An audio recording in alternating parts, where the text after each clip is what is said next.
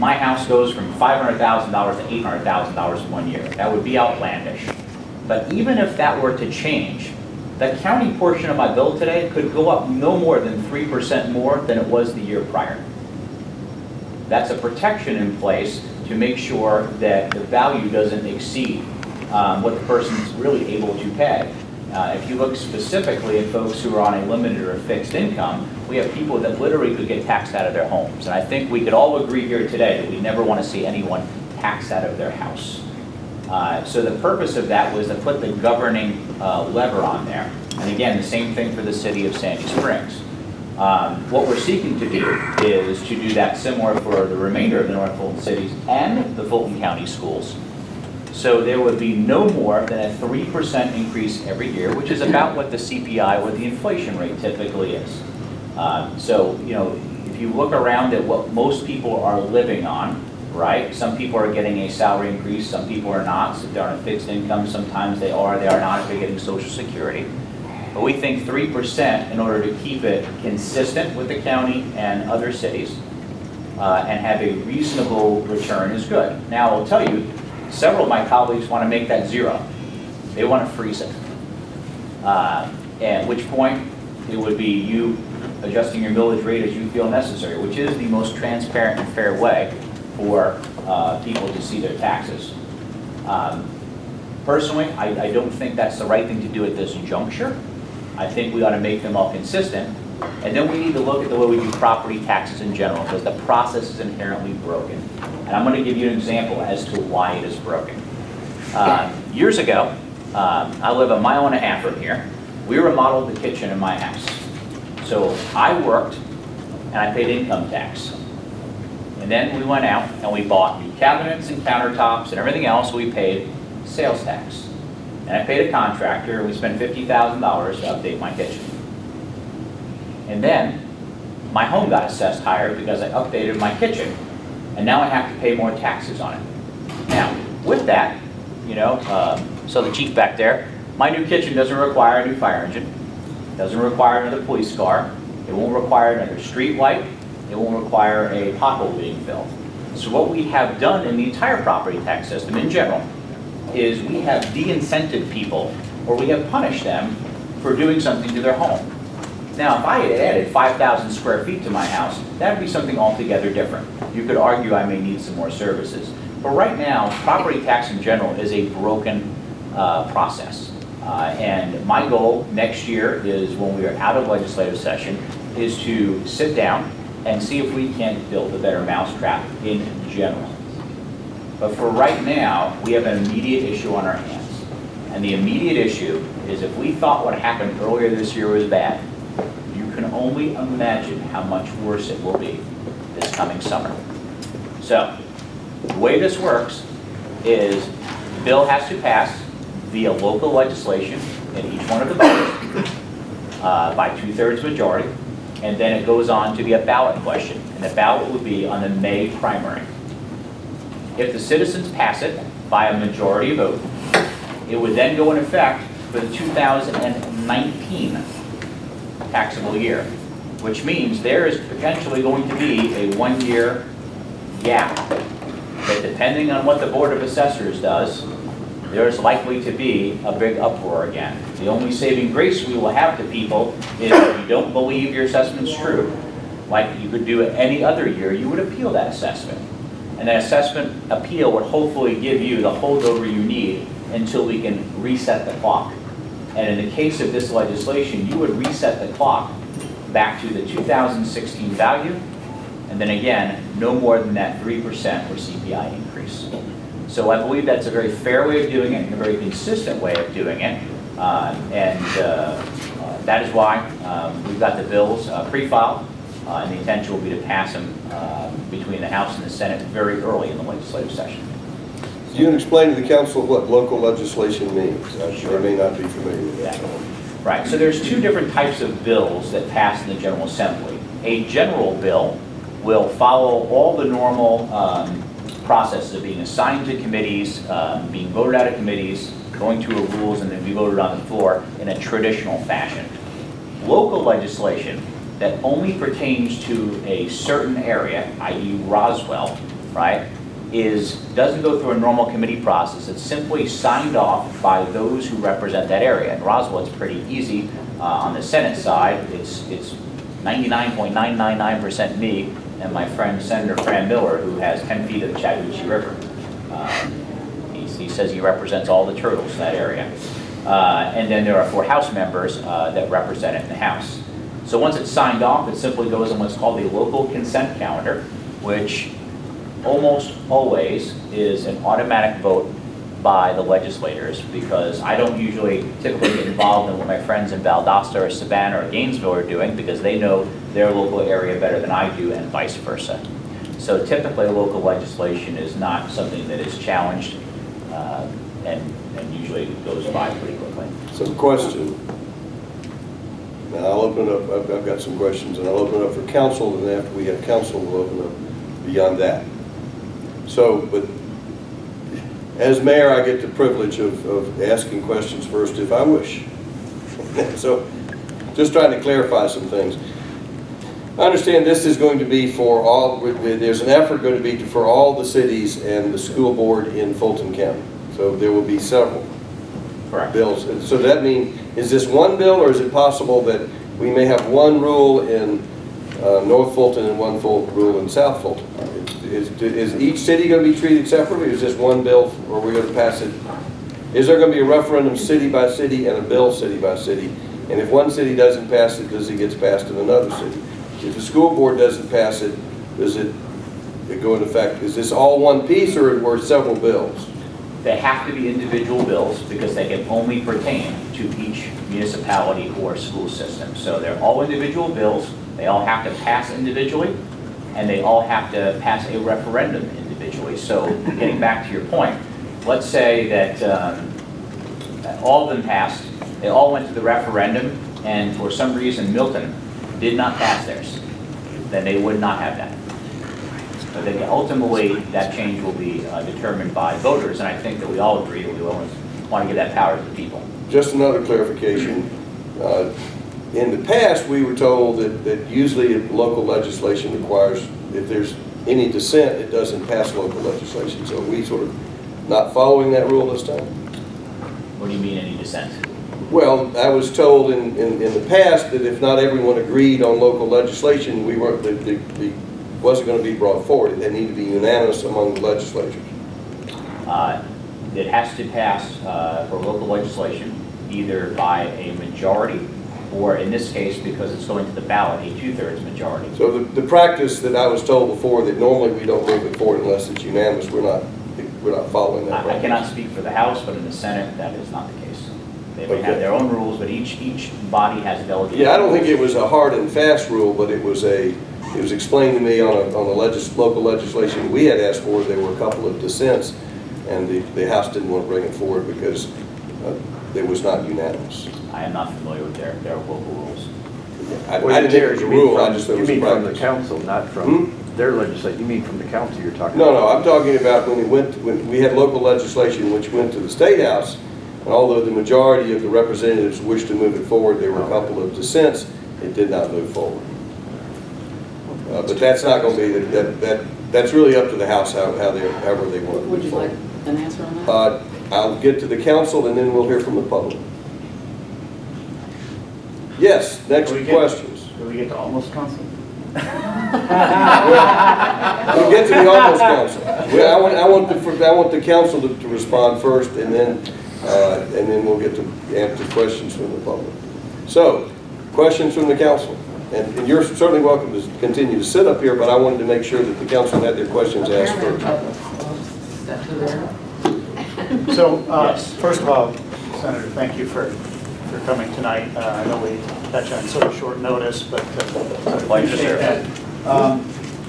Ryan Lockett, who's our Director of Finance, has done some analysis, and I think we'd like to show that and make sure that we understand what the bill would do. And he's gone through and done a pretty thorough spreadsheet analysis, and the summary of it you have in front of you.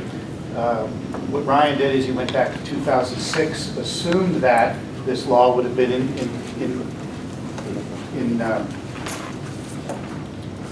impact in place at that time. And the cumulative impact, if we've done this right, if you understood this right, would have been $9.9 million less over that 10-year period.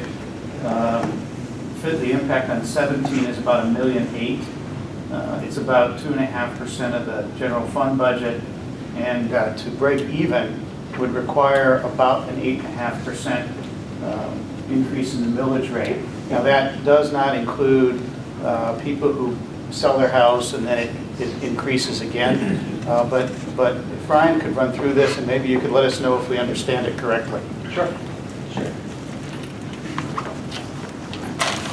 Basically, I started at the individual homeowner level just to illustrate kind of the difference between, I guess, what happens at the individual homeowner level, and then compare that to a home that changes ownership over time. So just to walk. Ryan, can you speak up too for everybody? Yes. So just to walk you through this, so you can see up here, the base year starts at $250,000 market value of a home. And then when you turn that into the assessed value, so 40% is what the city bills on, so that becomes $100,000 assessed value. And according to the legislation, basically we have, we're kind of keeping track of two values at once. So we have a base assessed value and then the assessed value that's based on the actual market price.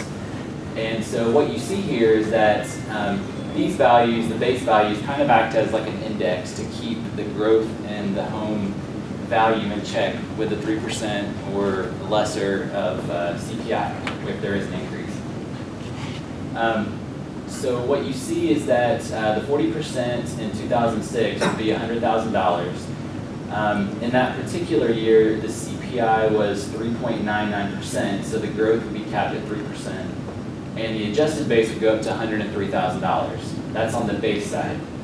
When you look at the market value of the home, assuming if we look at how our tax digest grew in that particular year, the value of that home would increase from the assessed value, from $100,000 to $107,714 because our digest, overall digest, saw an increase of about 7% for that particular year. So when you apply this homestead exemption, what you're doing is you're comparing the adjusted base with the assessed value on the market side, and then any difference between these two, if the assessed value is higher, that would equal the amount of the homestead exemption to get the homeowner back down to the adjusted value of $103,000. So the total tax due in Roswell would be $561.87. So year after year, what you see here is that the base is growing either by 3% if the CPI was higher than 3%, or by CPI if CPI was less than 3%. So in this case, CPI in that particular year was 2.08, so it was that. As you can see in 2009, CPI was only 0.03%, so that was the level of growth on the base side. So in that particular year, although we saw a slight decline on our on the market side, the homeowner in that case would be entitled to a homestead exemption of $60,000 to get them down to $108,000, which is the base amount here. And Ryan, of course, we know that was the year of the Great Recession. Right. So this took us through, you can see around, through 2009, 2011, we saw several years of decline of, 5-6%. So that's on the individual homeowner side.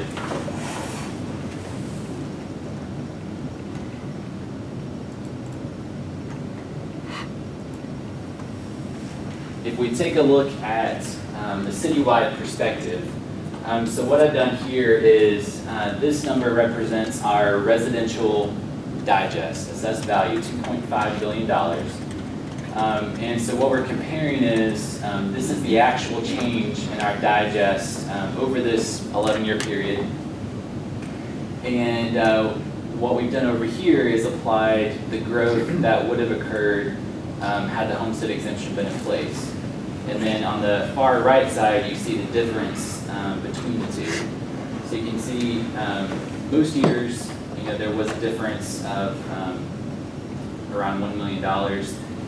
If you take the cumulative effect, like Councilmember Tizer pointed out, this box gives you the FY17 impact, so the latest year of our analysis.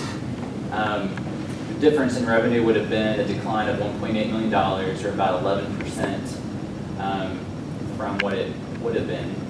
That represents about 2.5% of our general fund budget. And in order to collect that same amount of revenue, if services weren't cut, the M&O portion of our millage would have to be increased from 5.055 to 5.481, which is about 8.5%. On the cumulative side, over this period of time, you can see the difference in revenue is about $9.9 million total, and again, it's about a decline of 6.9%. So this is our estimated results of this. Of course, things that this doesn't take into account, there are going to be variations based on if there were new growth coming in or improvements to a home. We would have to look at it on a parcel by parcel basis to be that exact, but this just gives you a round estimate of the overall impact to the city. Thank you, Ryan. I appreciate that. I'm sure your numbers are accurate. There obviously is a slight difference, Matt, to houses when they change hands. So if a house sells, it is going to be assessed at whatever that new value is. But you're right, and you look at your millage rate, right, going from 5.05 in your scenario to 5.48 is exactly what the millage rate's designed to do.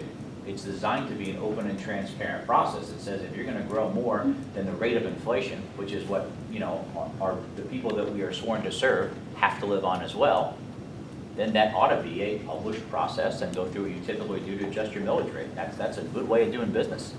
I think that's a transparent government we all want to have. Councilmember Zapata. Thank you, Mayor. So, thank you, Senator, for being here and sharing with us your proposed bill. I have just a simple question, given this scenario, is so how do you suggest for the city to come in a period of 10 years with almost $10 million so how we do it? I mean, since it's going to affect us negative almost 10 million in 10 years, or 1.8 million in 1 year, this example. So what would you propose for the city to do to come out with a difference? Well, as I just mentioned, that's exactly what the millage rate is designed to do, right? So you have the ability to publish and pass a millage rate that you feel meets the necessity of the budget of the city. So you can adjust that millage rate up or down or keep it the same based on what budget you need. So in this case, if I'm rating Ryan's math correct, you would have to adjust your rate from 5.05 to 5.48. That is the answer. So we have to increase the millage rate.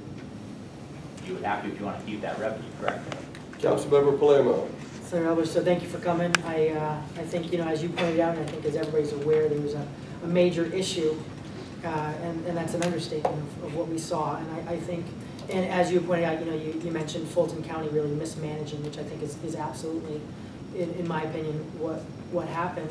And I guess I have a couple questions, but my first one is, couldn't there be the opportunity to really push harder on Fulton County to make sure that they're really doing their job and they're really having the proper assessments? Because last year when we saw 40, 50, 60% increases in assessment, that was just absurd. And I'm just wondering if there needs to be more pressure, or I feel there needs to be more pressure and more enforcement to make sure that Fulton County is doing it right from day one, instead of perhaps not doing it all and then just having that absurd increase in 1 year. And that's a very valid point. We would hope that Fulton could do it right.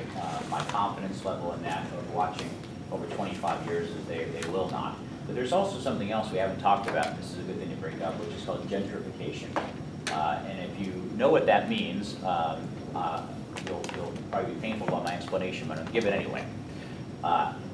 They're going to draw pretty much a mile around where your home is in order to see what life values are. So I'm going to give you an example because I can use my own, right? So I live close enough to Canton Street that we can walk in. Boy, we sure love that. But if you draw a mile from my house built in 1982, you pick up all the new wonderful building in Canton Street. So my house, which is worth, we'll call it $500,000, now falls in a circle where there are houses that are half my size with a postage stamp of property, but they're brand new and they're $940,000. Right? My house is on an acre on a lake or a pond. So one could argue my house is worth $2.5 million. If anybody wants to give me a check tonight, it's for sale, but. Well, first of all, I compliment you on moving to Roswell and buying an excellent piece of property. Well, thank you. I appreciate that, and I love where I live. But gentrification is a positive from a perspective of good things are happening, but it's a negative to those that are there, especially those that have been there for some time, right? Because the values are not consistent, and I wish our houses were selling for $900 or a couple $1 million, but they're not. And that is a process that unfortunately, because the property tax system in general is broken, right? And it's not just here, and it's not just Fulton, right? It's the way we do property taxes statewide. The rural communities have much more problems than we do with conservation and all these other things like that. But that's part of the challenge. And then if we do not do something, the impacts are going to be, as I mentioned earlier, even worse. So. All right, I'm going to recognize council members Grower next and then Zapata next, but I'm also going to leave. And we do not currently have a mayor pro tem, but unless I hear an objection, I'm going to appoint Councilmember Orleans, our senior council member, to serve as mayor pro tem in my absence. Do we have any objection to that? All right, thank you for thank you for 20 years. Goodbye. Merry Christmas. Sorry, Dave. Sorry. So- John, for I think one of the goals we have here in Roswell is to create a business-friendly environment. And can you speak to your opinion on how this tax bill or changes to the tax digest would affect the ability of a business to compare us to another city? Good question. From a business perspective, Sean, it should have absolutely no impact whatsoever. However, I'm glad you brought that up because with the change that Roswell made for the business licenses, my phone and email has been blowing up considerably, and a lot of folks in Roswell have received a significant tax increase this year. And I would urge you incoming council members to review that and look at that, because there's a lot of folks that are pretty agitated. That, I believe, is very much anti-business because we dramatically increase people's tax bills. However, for homeowners, I don't think there's any impact at all. So, you know that our main revenue is from homeowners, actually, Yes. no business. So, you know that. So, back to your suggestion to increase the millage rate, since you suggest to increase the millage rate for the city of Roswell, let me ask you, so who win and who lose with your bill? Because anyway, the city has to come out with enough to cover what we're losing, in this case, $10 million in 10 years. So who win and who lose? Because the city, if you suggest to increase the millage rate, I mean, and again, they will pay again. So I don't understand your goal here. Who will benefit and who will lose in this case? If you suggest again to increase the millage rate. Well, let me explain it. And the person that wins is the homeowner, the taxpayer. Let's say that your taxes in your home went up 50%. And your tax bill now is 50% higher than it was the year prior. That would be pretty significant. If this bill passes and the voters approve it, your bill will go up 3%. If then the city needs to raise the millage rate a few more percent, your net as a taxpayer and a homeowner is still significantly less. So the goal is to protect that threshold so there is not a dramatic jump in what does not make sense. So the homeowner and the taxpayer win. Isn't that I want to go back to a question Councilman Barnwell asked.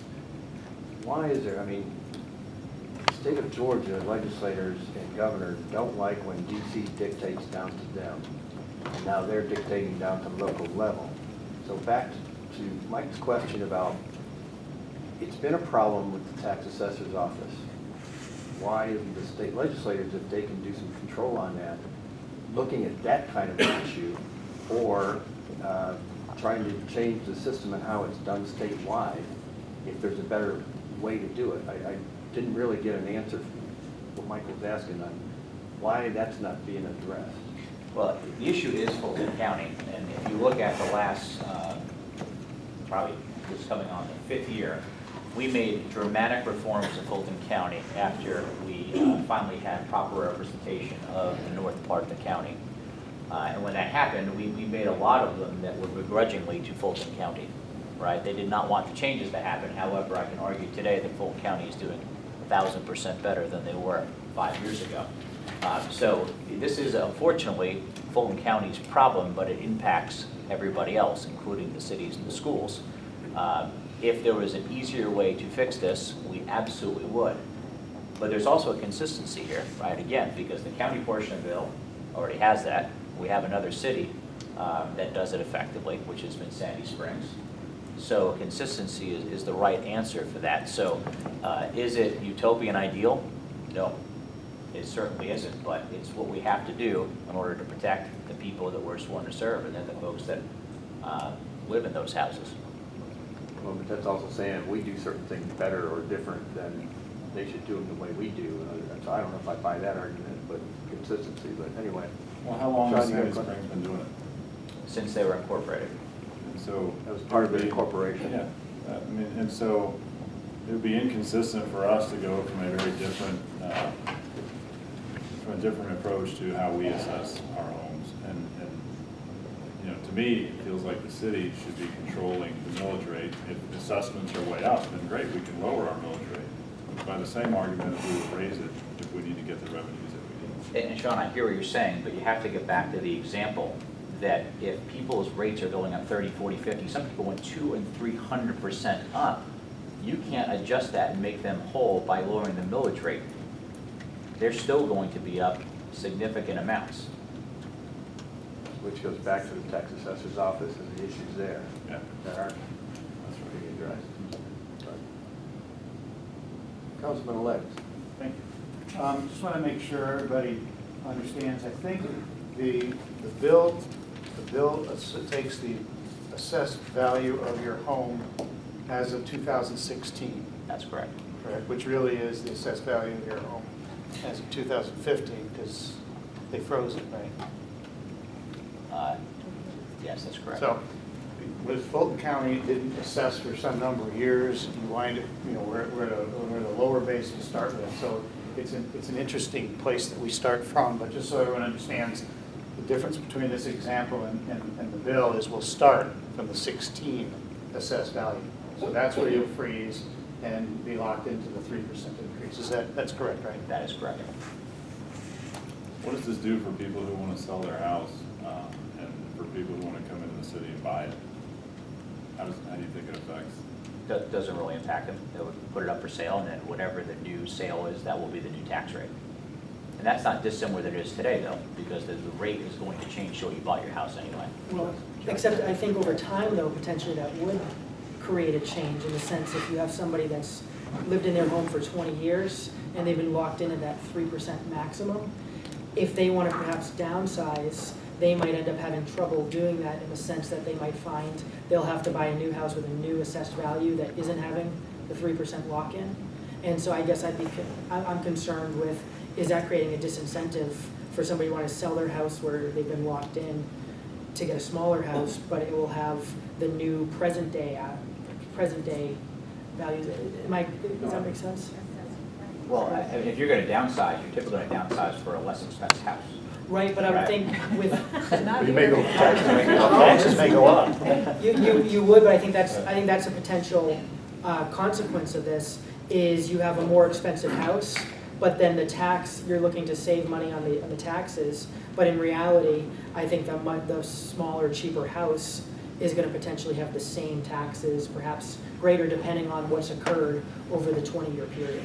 Yeah, I guess I don't find that exact logic, because if you buy a house you are buying it based on that value, and the value times the tax is what you pay. It's pretty straightforward, right? And you're gonna see that when you get an estimate, or you close on your house, or if you get a mortgage on your house. That's usually pretty simple math that people figure out how they can afford a home or not. Councilman Dunn? So I guess I have a concern about, my concern is that the averaging of it, so that everybody's kind of got a piece of it no matter what their personal situation is. So if my house hasn't gone up in value and I don't have an increase, but the city needs more revenue, then I'm going to get a tax increase even though my property hasn't changed. So I mean, I understand the logic, but I know there were ridiculous, I mean, there's no question the Fulton County thing needs to be fixed, and I hope to heaven you guys can fix it at some point, but I wish I could. my concern is, I mean, there were 40, 50, even 100% tax increases in places, but the average was 13%. So there were some that went down, there were some that didn't change. There was quite a lot that didn't change. So I don't want to be averaged in if I've chosen to stay where I am and my property tax is going to go up because the average, you know, I don't have a recourse then. I can't go to Fulton County and say, wait, my house didn't change. Here's my appeal process. I'm stuck with whatever the average is. Well, it gets back to what is your house really worth, Nancy? I will contend your house is worth exactly what somebody's willing to write you a check for at any given time. But Right. if I don't want to move, But think about this, we arbitrarily tell you what your house is worth or not worth on any given year, right? I lived in my current house for, I don't know, 14 years, and the values have gone like this. What is it worth? Exactly what somebody would give me a check to pay for it. No more and no less. So, you know, the fact that that year, somebody who clearly isn't very well qualified sometimes tells you yours is worth the same or less or more isn't a truism, unfortunately. and I don't disagree with that. I guess my problem is, it just doesn't make sense. There can't be a formula for determining value. I mean, we have a formula for appealing value, and you can go in and fight your case. I have concerns about being lumped in with the whole, you know, I'm all about the greater good, but So I'd like to stay in my house for a really long time. And if it doesn't change and I have no more appeal process, I don't have an appeal process to the city. let me share with you what other states and other communities do. I've researched this issue more than any one person probably should. Many freeze it completely. The day you buy your house, that is a tax rate up until the day that you sell it. If you live in that house for 50 years, it's never going to change, right? And I will tell you, there are some of my colleagues that's exactly what they want to do. I'm not sure that's candidly the right answer right now. I think that right now we have to look at this from a broader picture. And if our taxpayers and homeowners have to live with the increases or decreases in inflation, we should too. And if we have to then make an adjustment, that's why we have the millage rate and the transparent process and why the taxpayer bill of rights exists, right? So we can do those things very openly and methodically. Now look, here's the reality. If I were you, I wouldn't want to have to raise the millage rate. Certainly. But if we need more money, that's the right way to do it, even if we don't like to. Mr. Grover, you got a question? Well, I mean, I think to hit on the consistency argument you made for Sandy Springs, we have a public that's pretty used to us not changing the millage rate, right? So, in our city. And so, this would be very inconsistent for our city if we have to go and now change the millage rate as a result of this legislation. So I think that's one problem. And I think the other piece is we're going to be down over 10 years, based on this math, you know, over the last 10 years, we'll be down $10 million. So we've got to go find that. So it's probably a combination of us raising the millage rate, of us, you know, new people buying houses and then, you know, values going up more than the 3%, and probably taxing businesses that are coming into our city. That, you know, we're going to have to find a way to get that money back, right? So unless we go and cut city services, we start with the parks and we work our way down because we don't have the money to fund it unless we do those things. And so the way that I'm looking at it is the city is now asking us to do things that we haven't had to do before. I mean, the state is asking us to do things that we haven't had to do before. Sean, what do Which you brings want? me back to the question you didn't answer about the Republican philosophy of DC down to the state and state down to local. Go ahead. That's it. I mean, it's really consistency for me, and then where are we going to go find the money? And Let me does answer your that question, create a Warren. business-friendly environment? So from a consistency sake, actually, you can see your millage rate does change. Because it was 4.2, and then it was 3.9, then it was 4.0, then it was 4.4, and it was 5.0. So you actually do change your millage rate, right? Overall. All right, but the reality is changing the millage rate is exactly what it's designed to do, right? If your house, people aren't so concerned about what the rates are, they're concerned about what they're paying heat, right? So if my bill goes from $5,000 to $7,000, I'm pretty agitated no matter what the millage rate is going to be, right? So it's really more about what people have to pay, whether they pay like I do when I write a check to the tax man once a year, or if it takes out of your mortgage, you're still having to pay that, and people are paying more to their escrow, et cetera. So I don't think that the consistency, what you're bringing up, actually aligns to what we're saying. But, you know, whether you all decide, because you were elected by the citizens, to raise or lower the millage rate and or change the budget, will be up to you and what the public wants. You know, sometimes in business we think more revenue is good. We're growing our businesses. More revenue in government is not necessarily good, because somebody had to go out there and earn that revenue and give it to us. So I would contend that yes, it's a chance for us always to spend a little less on government. And if you're going to it, I'm not sure why you would start with your parks. Maybe that's the one that's easier to point at, but you would probably look at what made most sense for the city.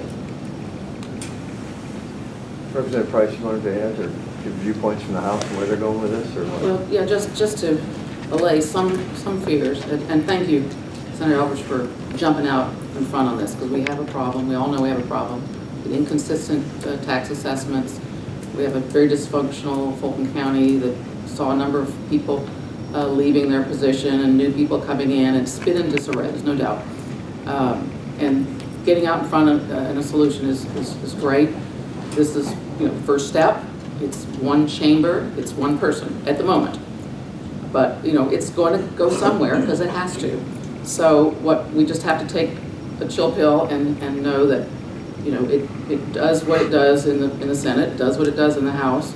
And just to clarify what was mentioned earlier about how it works in the House, which is a little different than in the Senate, when it's a local legislation coming from a city or affecting a city, it does have to be unanimous by our House rules. It has to be absolutely unanimous. We've had a number of instances where it was and a number of instances where it wasn't. That being said, I think there was a little confusion in what was said earlier, that if an ordinance comes to the General Assembly, that's not what we vote upon. What we vote upon is the legislation. So the legislation is a totally different thing than what comes down from an ordinance. For example, in Milton County a few years back, there was an ordinance, or not an ordinance, excuse me, the local piece of local legislation that affected Milton that the council didn't ask for at all. So the General Assembly does have the ability to affect local legislation with or without the council. So that's kind of how that works. Now, some cities have their own internal rules as to how they take local legislation and then turn it into legislation. Roswell does not, therefore we have to be unanimous. So that's how that works as far as local legislation goes. That is the actual piece of legislation and not necessarily an ordinance that comes from a municipality. That being said, we'll be obviously dealing with this year. There's no way that we can't be. And the House is in discussion and conversation about how we will work that. And it's going to be something very similar to what Senator Albers is presenting. Do you want to share who's involved in the House and local legislation too? Okay, in the Senate, as Senator Albers said, there are two representatives, what we call the Roswell delegation, and that's two people in the Senate, and that's Senator Albers and Senator Miller and his fish. So he doesn't, I mean, he's got a 50% vote, he's one of two votes, On the other hand, he doesn't have a whole lot of constituents to either please or upset. So he generally defers to The Senator turtles are Albers. all in favor, I've understood. So he defers to Senator Albers because Senator Albers has to answer to the voters here. Okay, and in the House, anybody who has a precinct or more in Roswell is part of the Roswell delegation. There are 4 right now. There's myself, who has the bulk of Roswell. I have about 50% of Roswell. Jan Jones has about 25% of Roswell. Wait a minute, these numbers aren't right. She's got a little bit less. I'm a little bit off. She's almost, yeah, she's 20%, something like that. Wendell Willard, is about that, and then Chuck Martin has a little bit of Roswell as well. The way we look upon it in the North Fulton legislators in the House is that Wendell Willard is sort of the Sandy Springs guy. Jan Jones is sort of the Milton person. Chuck Martin is the Alpharetta person. And for District 48, where I serve now, is the Roswell person. So that's how we approach it. We generally take the lead for those municipalities as legislation comes forth. So we're talking and we're working, and we will get to something. Obviously, we want your input. Obviously, we want your study and analysis, and obviously, we want to end up doing the right thing. But it's not going to happen tomorrow. It's going to most likely happen this session. So we just need to make sure that we know what we're doing. We all get on the same page. If there's some reluctance because nobody wants taxes or millage rate increase or what have you, I guess the sad reality is that the only things certain in life are death and taxes, which nobody wants to raise taxes. Nobody even wants to raise the millage rate, which doesn't necessarily always end up to be an increase in taxes. But certainly our constituents expect us to keep their taxes low and provide good services, and that's the tension that we have to address. Now, let me just Councilman add on to Blair, can I just add on to what Representative Price said? We're going to work together and solve the problem. There's no doubt about that. But I think following up to what you said, you asked the question to us both is, yes, we don't like it when DC tells us there's something to do, and nobody likes it when somebody else does. The thing is, you can't fix this problem. You can't. Well, the problem again goes back to tax assessments off of Fulton County. But even with that, the Fulton tax assessors can't deal with the gentrification issue. Some of that stuff is by state law. So unfortunately, the reason why we have to do this is because you can't. I wish you could, because I have a lot more faith and confidence in Roswell than I do in my friends in Fulton County sometimes.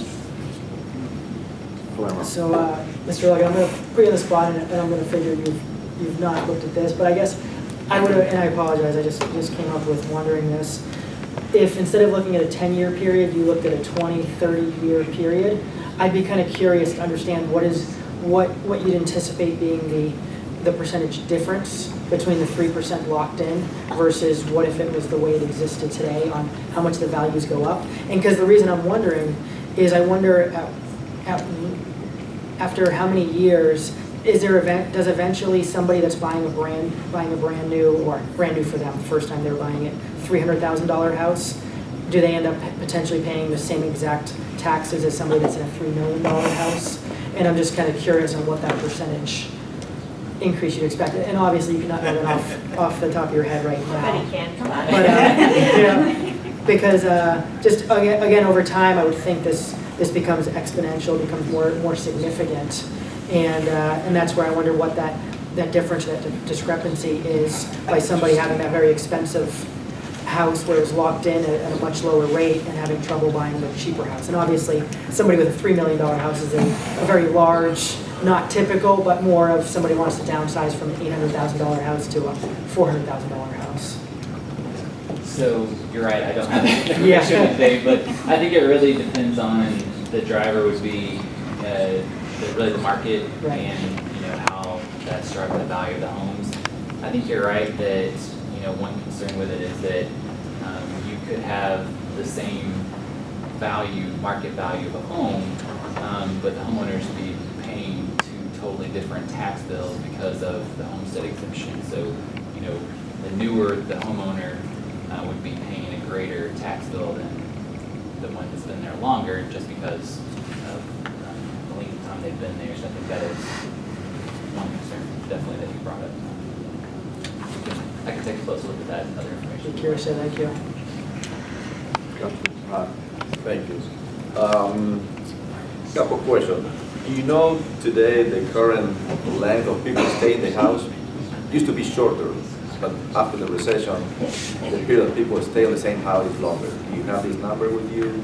How long average people will It remain? used to be, I think, 6 years, but I don't know what the number is right now. I'd have to check. I don't remember off the top of my head. But I would think this bill, I would think would increase people staying. Right. So my Well, second. When a mortgage is done, the house is going to be reassessed anyway. They're going to reevaluate. So Senator Albers, would you say that's a fair assumption though? Would you say it's a fair assumption that whatever the average period is right now, that after this bill, the average will probably increase on how long someone stays in their house? No, I don't think it's going to have anything to do with it. I don't know, I've been buying 27. Yeah. It's on the average. I'm sorry, so can I clarify that? On the So sec- if you refinance, that would trigger a reassessment? If you refinance, you will get reappraised. Absolutely. And it'll be whatever the appraised value is and what you end up closing on the house again. You have another closing. So it's not just a market transaction? No, you're going to make a change. So the second part, well, actually picking up on this point, then people will have less interest to refinance and save money. So, picking up this point, people will stay. They will either have to pay more if they refinance, or they have to stay with the old mortgage rate that might be higher than the current rate. So we'll lose the opportunity people to refinance and save money to spend. Actually, you know what? I take that back. I misspoke. There's not going to be a closing. It will not change the refinance. I'm sorry. That was my error. The second part of my question was, can you expand more the explanation about why don't let the cities play with up or down on the millage rate? If the value of the house goes up, then we can reduce the millage rate to keep constant our revenue to sustain our level of service. So you explain a little bit, but could you expand a little bit more the explanation why the city cannot have the opportunity to go up or down to maintain the same level of revenue and service?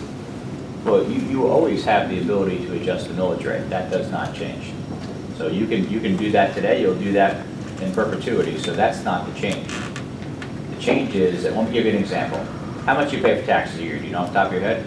But no, why don't let the city do all the way up instead of putting cap or what you're proposing here? Just let the city play up. I'm going to give you a real-time example. Do you know what your taxes are a year, or your total tax bill is? Yeah. Would you like to share it with the audience? Okay, let's use your example. Let's use your house. Okay. Let's use your house in this case. Say $4,000, whatever. Yeah, since you're proposing the legislation, let's use your house. Let me give you an example. Let's say my taxes are $5,000.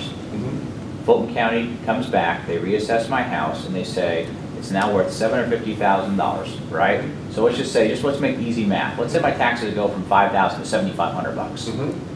Right? Pretty big increase, right? Well, that would be significant to a family that owns a home. Now, if it was only 3%, the total increase in that bill, right, is only going to be based on that $5,000 plus 3%. That's the net total. It's not going to go up to $7,500, right? So if you guys raise the millage rate a couple more points, that person still is in a much better place, and they're not going to go up a significant amount of money. But so in this example, from 5 to 75, I mean, this is assuming that you keep constant your millage rate. But if you just need 5,000 from the homeowners, you don't need 7,500. So you can reduce to 40% discount. 3%, the millage rate to keep it at 5,000. That is the thing. So I don't know why your example assumes that you keep constant the millage rate. Ryan, do me a favor. Open up another tab and put numbers in there of what it would be for an increase so we can see them. Yeah, that would be a good exercise. So what would you like to see? So it says, So put my taxes at $5,000, year one. Year two, $7,500. Right? And I go up next to, in column B1, and do 5,000 times 103%.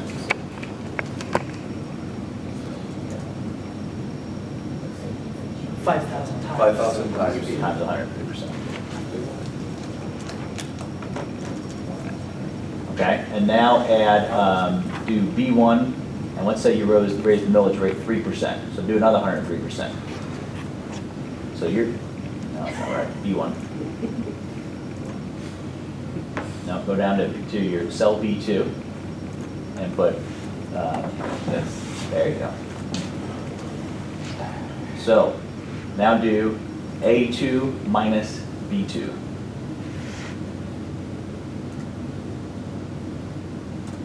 It's a $2,195 difference to the homeowner. And so for this exact example, I think this shows the major issue that occurred in what we saw last year, because going from 5,000 to 7,500 is absurd. Absolutely. But, and that's where I feel it's a council's responsibility, and a council is accountable to then be lowering the millage rate, so that although the assessment went up 50%, the millage rate should go down to results, so that year two should still just be at 5,000. Okay, no. They do the other You can't do exercise. that, Mike. That's the thing. There's no way you're gonna lower the millage rate to get my $7,500 bill back to 5,000. But this is. And why is that so Let's do the self-explanatory? exercise. Let's put a home value. It's not consistent across houses. Oh, okay, because Right. so this is not that all houses went up, because this is a gentrified area where, for this example.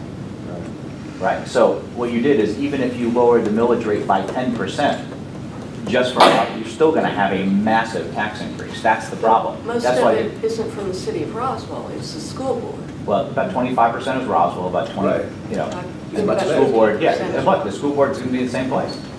Absolutely.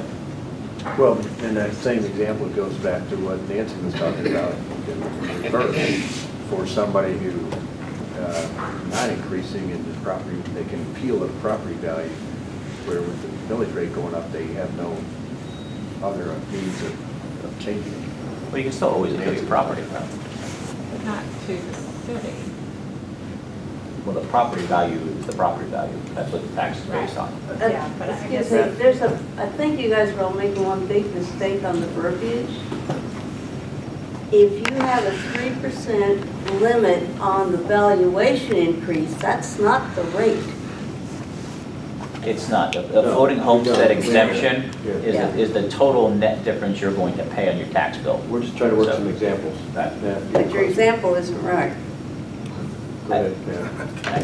I had two quick questions. I'm new to this, so hopefully they're not fun questions. But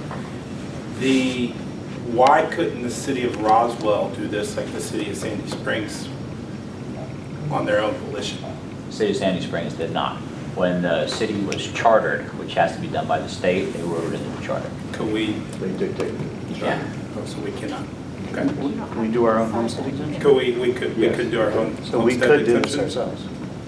No, we you, do. well, We do them for seniors now. Yeah. We could send could it do to the delegation and see if they'd support it. right, Okay, so we'd have to send it to delegation. Okay. same process. And two, City of Sandy Springs, how much extra burden is this going to put on the staff to enforce? I mean, I know right now we probably have to hire another person. I mean, how in detail is this going to take for the homestead exemption? Shouldn't make any impact at all. I mean, the numbers are the numbers, right? I mean, Fulton County's gonna figure that out. You're gonna get your tax digest, and it's gonna be whatever dollars it's gonna be. And then as a council, you'll decide whether you wanna keep the millage rate the same, lower it, or raise it. So there's Fulton not any County does. appeals, it's just got to go into the bill and it's a number. All that happens by the county, so the city would have no impact there. Fulton County does all the property assessments and gives us the documents now. They would have to implement this in their system. So just from a timing standpoint, because I'm also new at this, does that work timing-wise? Do we get the information we would need for the upcoming budget year to set the millage rate correctly? Or do we have a timing issue here that we're going to go? Timing issue. It would- Ryan, want to address that? It would make it more About a year difficult. I mean, delay. right, and we're already kind of at a disadvantage now because we're passing our budget and setting our millage rates about the time that we get our preliminary digest from Fulton County. So, and then especially with this past year, we really didn't have any information from them. So, in some ways, I would say that, because of I think it adds some complexity because you're going to have the values affected on an individual parcel by parcel basis in terms of the homestead exemption. In some ways, because we know it can't grow more than 3%, it will make things a little easier. I think it's going to add some complication on some fronts. But based on the timing of when we get the information, would we have time to make the proper adjustment to a millage rate? Or do we need some help in the bill to get information at a particular timely basis? I think, Ryan, you're talking about the final digest coming in the fall. We've already started our They millage missed their rate back in deadlines anyway, so. July. That's a really problem have- bigger than this question, but you're right, Matt. I mean, it could blow a serious hole in the budget because we don't know what the millage rate should be for that given year. Am I understanding that We'd correctly? not- be adjusting our millage rate a year later than what we have for property values. This is not going to change that problem that Fulton County has. We know we're trying to fix them so they could actually get their stuff done, and Representative Price and I have been giving our friends in Fulton County a lot of feedback. But that is, these are apples and oranges as far as different issues are concerned. But Ryan's right here, that you actually will have a little bit easier to project your budget probably of knowing what it's going to be. You won't have as many peaks and valleys. And you have the opportunity. Ryan, who administers the homestead exemption for the city of Roswell? It would be our department. So it's not Fulton County. Fulton County doesn't handle all homestead exemptions. Right, for the exemptions that are just pertaining to the city of Roswell, it's our responsibility to make sure those exemptions are placed on the property and billed correctly. So it would be an increased workload. That's what we're trying to Because we're figure out. adding another homestead exemption. How many do we have right now? Right now, we have 3.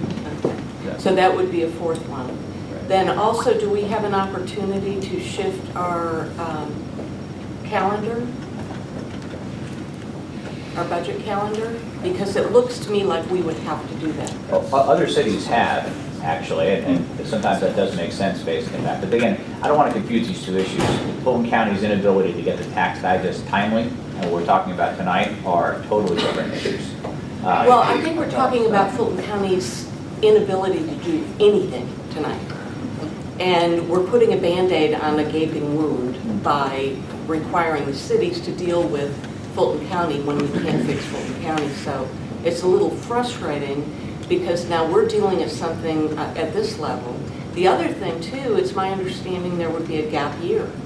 So the assessments, whatever they come in at next year, in 2018, we would have that gap year where people are going to be assessed at those levels. So then the following year, we're going to roll it back to 16. So my question is, for example, I have a home, I'm going to refinance it in 18. The Fulton County tax assessor says my home is worth $500,000, and I have it appraised and it's worth $500,000, but in 16 it was actually worth $350,000. So even though my home is assessed properly, it's going to revert 2 years. That will be the starting mark of 2016. You're absolutely right. The one thing I will tell everybody is that assuming that Fulton County has massive issues again, everybody has the ability to appeal, and if a larger percentage of people appeal, the whole tax digest will be thrown out yet again. If I can ask a follow-up question, appeals are not for the faint of heart. They're not for the common folk.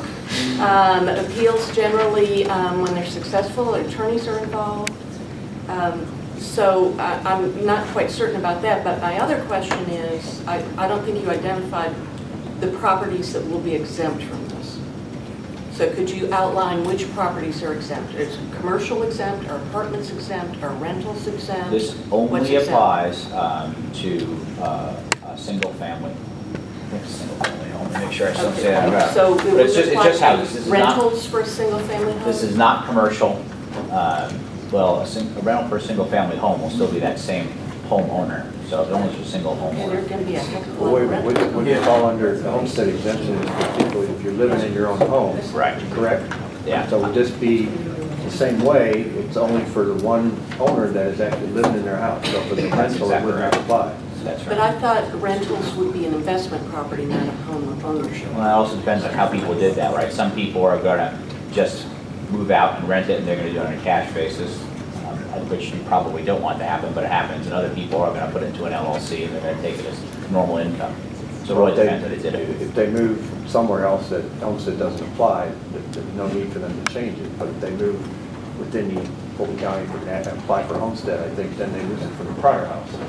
I think that's the way. That's right, you can only have one. So That's it correct. depends on where the owner goes, and then he starts renting it. Right, and Madam Mayor, let me just say this, I haven't done this too often, so I'm gonna say it right now. Fulton County in some areas has made much better strides, and I'm gonna give the credit to those new members on the council and a new county manager that has made some changes in Fulton County. But in this case, and in the case that we can't get an election result until wee hours in the morning, they're really deficient. So, I guess my question, I'm just curious with some questions. You've mentioned having conversations with your colleagues and bouncing different things off. I'm kind of curious if, for example, with the new tax bill that just came out at the federal level, you know, there's the aspect where mortgage interest, you get a tax benefit only up to, I think, like $750,000, I think is what is in the new tax bill. It also mentions you get a tax benefit or credit for your state taxes up to, I think, a maximum of $10,000. So there's these maximum aspects. I'm just kind of curious if in the discussions, there's been any discussions on giving either locking in just a 0% increase or a 3% increase just to a certain assessed value. I'm not sure where I stand on it. I think it's certainly going to, you know, fairness and consistency into the discussion. But just in general, I'm wondering if if there's been any discussion of doing it for the first $1 million of assessed value, or the first this much, or has everybody been looking at either just doing a 0% or 3% increase, but no matter what the assessed value is? We've not talked about tiering that. I'm personally not in favor of tiering. I think it should be consistent along the way. I always use the example that God only asked for 10%. He didn't ask some people to pay a higher percentage. Is that clear post-tax? Touche. My church tells me pray. This gentleman back here has had his hand up a long time. Yeah, we're trying to get your comments about it. Thank you. So do you know the percentage of homes that went up in Fulton County and in Roswell particularly this year? Which percentage of the homes? I don't have that information in front of me. Because we are talking about that, you cannot play with the millage rate because not all the homes goes up and all the homes go down. So it will be important to know the percentage of homes that went up this year. So I think it's critical to assume that it's not fair to play with the millage rate because not all the homes goes up. And so if you don't have this number, I think it would be nice to know this number.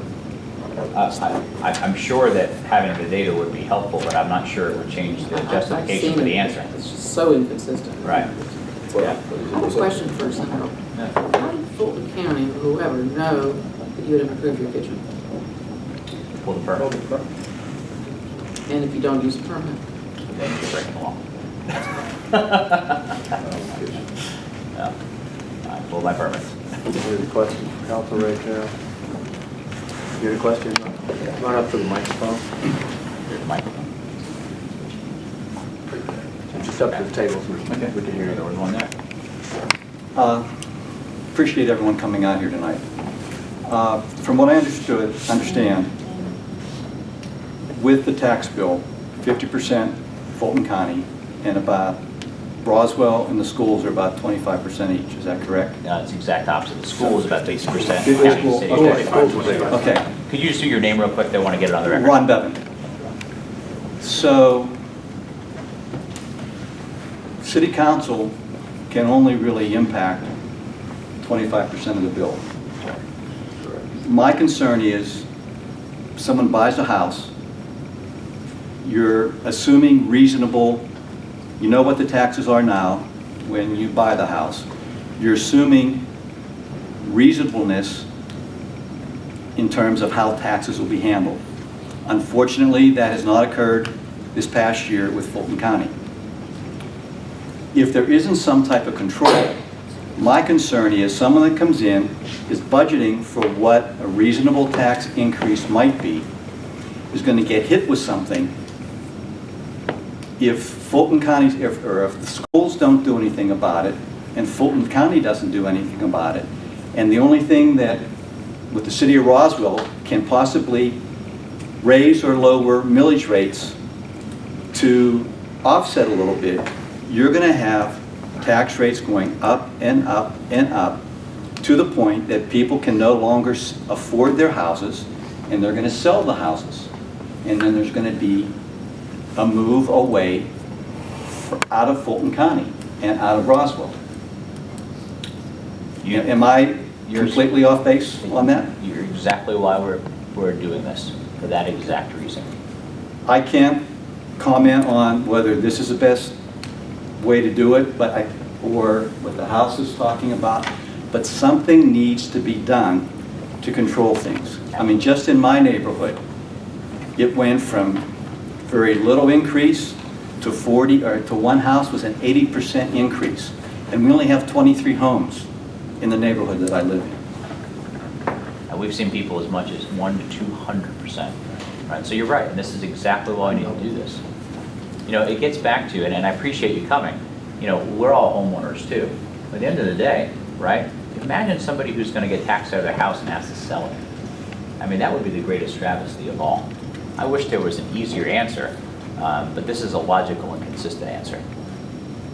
Thank you. And if they're going to sell it, they're probably not going to stay in Roswell.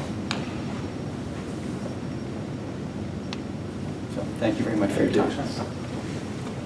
Come on up and identify yourself. And Claire Barnes. get on the mic. Come on, Claire. I've been here today.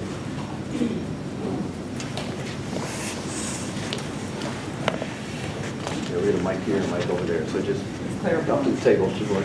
We all went, a lot of us went to tax meetings in Fulton County with Mr. Albers, Senator Albers, and Price, and other people. And a lot of this was brought up with Fulton County. Fulton County doesn't really care that we're going, they don't. I mean, these were verbalized at these meetings, because then they say, well, then other people going to buy the house, it's going to be a higher tax revenue. They don't care that people going to lose their houses. This is why we've got, as residents, got to be heard, be seen at these meetings in order to change it. Because Fulton County said, I mean, these meetings downtown, we went downtown. They flat said they don't care. So they're not out there, you know, they don't care. They don't, that we're going to lose our houses.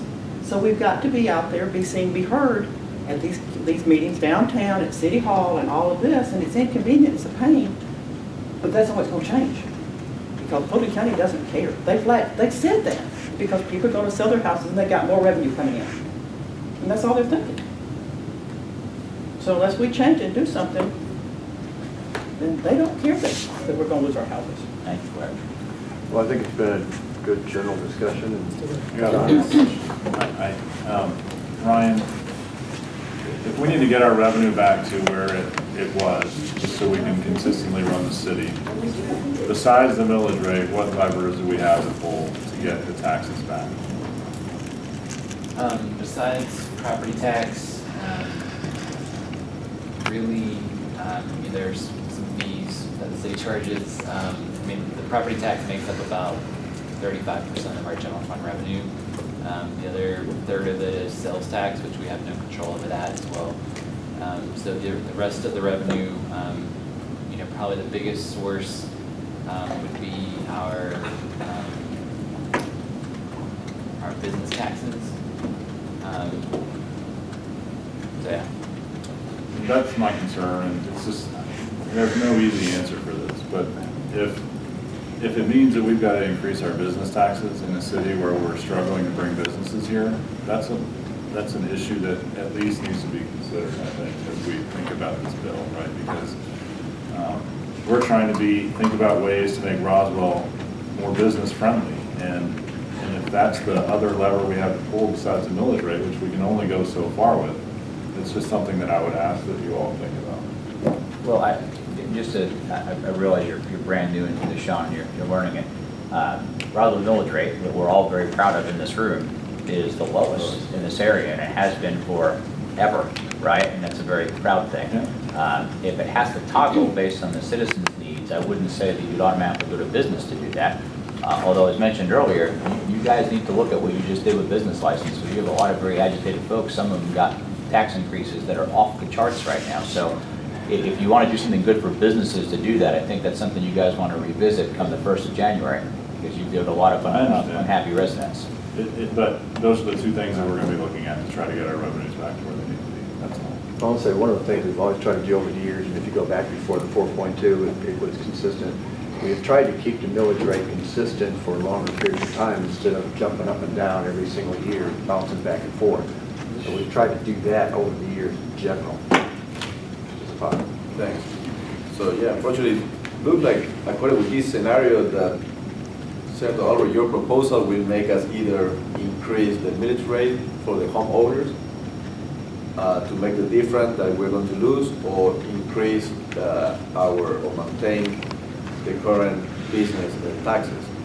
So I want to make sure that all the residents understand that this will force the city to increase the millage rate, like Senator Albers suggests to do, to increase our millage rate. So the saving will be only on maybe the Fulton County, but on the city, we have to operate the city and maintain the level of service, and maintain a level of investment in infrastructure, maintaining the parks, paying well our police and our firefighters. So we have to understand that these $9 million in 10 years have to come from somewhere. So, might save you on the Fulton County. I don't know how they will do, how Fulton County, but we need to guarantee a minimum income to maintain the level of service. So we have to come through increasing the millage rate. That is going to force us, this proposed legislation, to do that. So everybody has to understand that. We're like two ships passing in the night here. Government has no money. They have the people's money who are living in those houses and paying for it. Assuming this goes through, the people are still going to be paying less money, right? So if you have to increase the millage rate, their overall check is likely still going to be less money. So I am most concerned about the people who have to write the check, not the people that have to cash the check. They will see their Roswell taxes go up in the Fulton County tax. I think these folks are worried about the perception of the Roswell portion of the tax bill. Right, but you think about it, if the house is going to go up anyway, right? The house went up 40%. Their Roswell portion of the tax rate is still going to go up so much more than it would if it only went up 3% and even a little bit of the millage. So they're still going to have a significantly less that they're going to pay on their city portion of tax. Well, it would be good to see numbers of that. I mean, this assumption is. Well, that's why I pulled it up a minute ago. Well, So no, but that. it was not complete. It was kind of like not very complete example. So, we need to crush some numbers and see really the example you gave, how it's going to impact. So, because you even mixed with Fulton County, the 5,000 that you pay in your house, you even put some Fulton County. So we really need to extract that and just focus on the Roswell, which we're elected to protect the best interest of the people of Roswell. So the 5,000 that you put with everything included was not very representative of. So you can take 1/4 of that out, which is that portion of the bill, which is Roswell. It's So not very high. it would be good to see crunch this number more in details with our finance and see what's your Governor, assumption. we have some. Yeah, I know, I'm trying to let him finish as well. Last question, because we were supposed to wrap up by 6:30, we've gone over here. Yes, so- I'm late for dinner. Yeah. Doug Fernandez. First of all, I will hope all of these wonderful, intelligent people, thank you, John Albers, for bringing them here, all January 1, go on the Fulton County website, and you get the form to fill out the value of your property. So I've gone down to the city square and saying, I got 6 pigs, I got 3 goats, this is the value of the stuff I've got. A lot of people, and I've seen a lot of sophisticated people down in the appeals, don't do that. And they sit there and wait for the county to come and say, we're assessing your house 70% higher. So do it January 1. Go on the website. Second of all, from Mr. Spada, everybody's taxes, everybody's history of taxes for the last 10 years, all ownership is on the county website. That's what you use when you go to appeal your taxes before the Board of Equalization. That's the first step. So those 2 things. The other thing is, if you look at those numbers, it is very rare that the assessed values of homes and property are going to go down. Hopefully we don't have another 2008. So your tax digest and what you've got your millage rate is not necessarily going to have to be adjusted. It depends upon what the assessed value is first, as to whether that millage rate is going to make a change. Thank you. I think we've probably covered everything. Keep in touch with our legislators and voice your opinions. And John, thank you for coming here. And Becky, thank you for coming here. And citizens, thank you for coming out. Senator Albers, Representative Price, thank you. We're adjourned. Appreciate it.